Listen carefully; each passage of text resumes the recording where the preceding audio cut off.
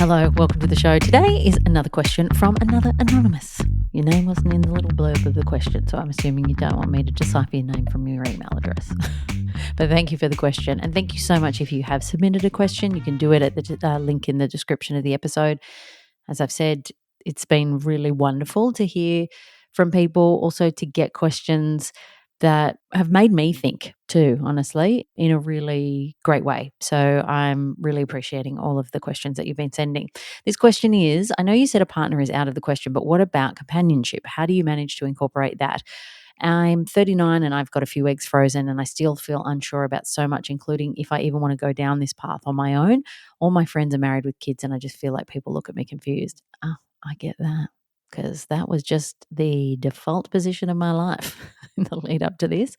I had a lot of confused looks. I had a lot of looks of encouragement that definitely had behind the eyes a little bit of, that's a bit sad. Or that sense of like, "Oh, are you okay about that?" I'm like, "Yeah, I'm okay." Like, how many times do I have to tell you I'm okay before you actually think that I'm okay? Like, I'm not lying to your face, you know? This isn't an Instagram situation where I'm, like, living my best life and I'm really, like, miserable. I'm actually in a conversation with you in my real life, and I'm telling you this is the path that I chose.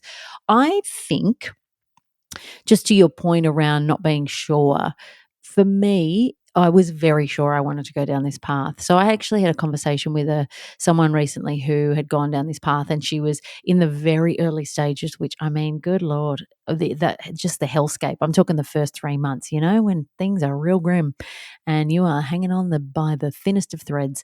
And she was sort of looking at couples and thinking, oh, maybe I should have done it that way. Now, you are going through every emotional roller coaster known to man during that time. I fell to a million pieces.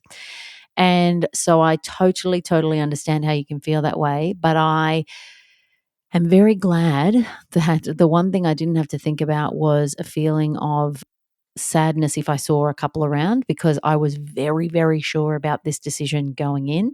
And I can really understand how you could feel like that if you weren't 100% on it. And I have felt like that in the past, in earlier years of my life, before I kind of came to this realization that I did want to do it and I felt excited by it. There have been big parts of my life that have been thinking about, I want a partner. Where is that partner? Why can't I find that partner? And that feeling is so shit.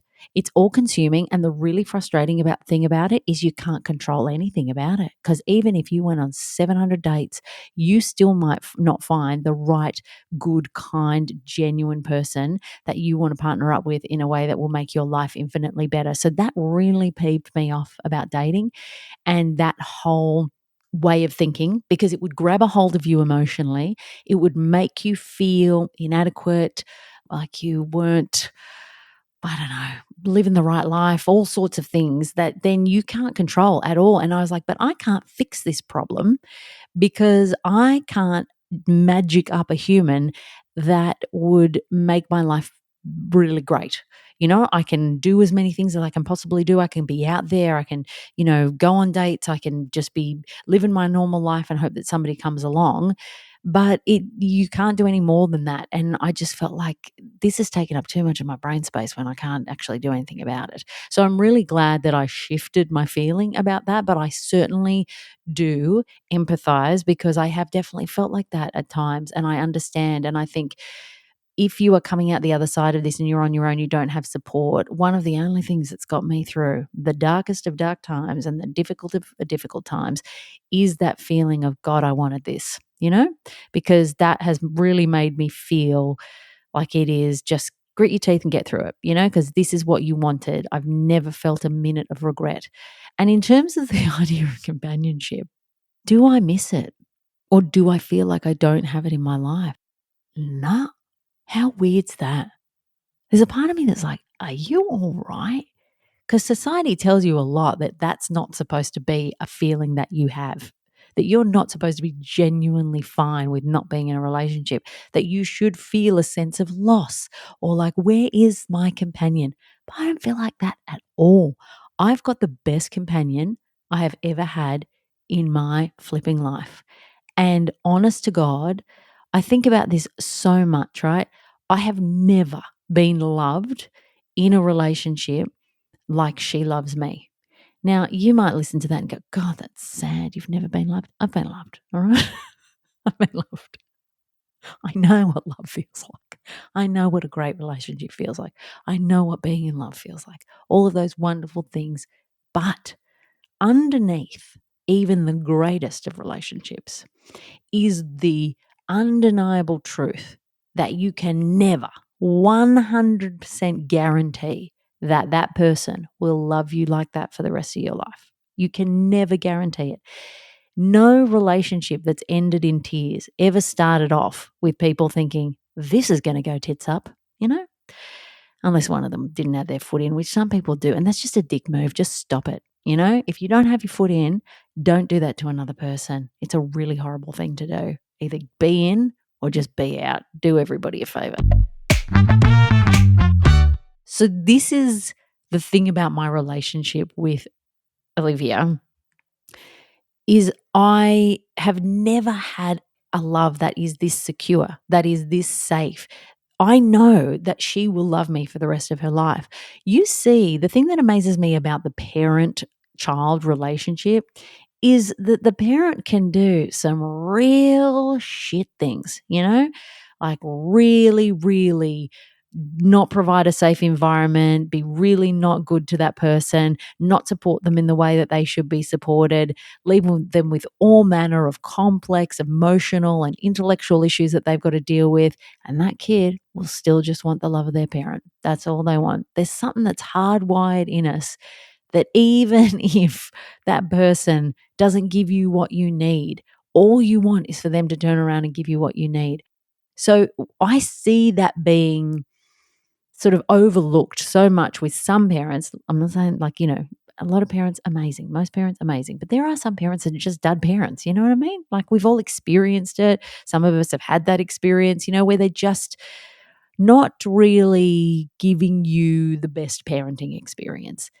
And watching that happen, knowing that that person is going to really, in some ways, get away with that behavior because that kid will always love and always want the love of that person.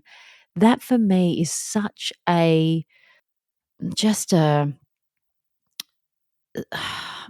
feeling to be respected. You know, I think if Olivia is going to love me like that, then I better work damn hard for that love. And I better give her exactly what she should have and do my very best to do that. We ain't perfect, right? We're all giving it our best. And my version of what I think is best is maybe not going to be the best, but I've got to just read her, work with her, you know, provide her a supportive, loving environment where she feels seen, heard, and she can be herself and explore who that is and feel like she has a soft landing no matter what that is or where she wants to kind of run and explore. So I'm going to be very conscious of that responsibility on my side because I know she will love me forever. And I don't think I've ever felt like that in a relationship with somebody. I felt like, you know, this could be forever. I want this to be forever. But you still don't know 100%. You don't know if this person is going to wake up one day and say to you, I'm over it. Or I met somebody else. Or I've been cheating on you for the past 6 months and now it's time for me to come clean. You know, all of this could possibly happen. Now, please do not get thinking that every relationship I've ever gone into, I've gone in with this in the back of my mind. None of them have I.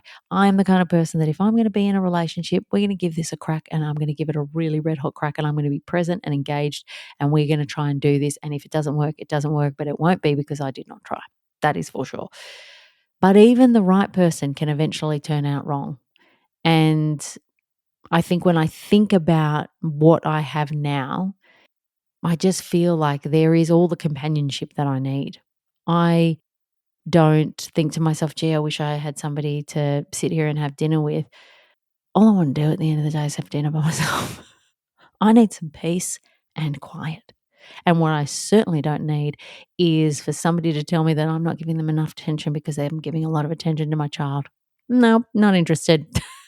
I just want to be able to focus on my child, have that relationship, enjoy and revel in that relationship. When she grows and becomes more independent, she needs me less and she's less interested in me and she wants to be at a friend's place for a weekend and I'm out the door, then maybe I might feel like there's space or, that I'm interested in that. But at the moment, I have definitely got companionship in spades. I do feel that way. I don't feel like it's missing from my life. And I'm very grateful that I feel like that, because I think if I did feel like that, the days would feel even longer. And right now, they're pretty long. They feel real long at times. So yeah, that's how I think about it. Do I miss the companionship? No, because this kid is a stage 5 clinger. I honestly, at this point, I'm just like, could you just get over me? I'm actually in that dating scenario. I've never been one of those people who enters into a relationship thinking, oh, I could get 700 more of you, and you meet those people that they're like, they go into every relationship thinking I'm such a catch. I've never thought that way in my entire life. But right now with my kid, I'm like, oh, stop loving me so much. Anyway, those are my thoughts. And yeah, if you are in a loving, wonderful relationship, don't think that that's possible. Sometimes when you say these things, they're like, oh, no wonder you have never had no wonder you have never got married, because you must shut up. Shut up. If you have a question, then please submit it via the link in the description of the episode. If you are enjoying the show, please leave a review if your app allows you to do that. And I will see you next week.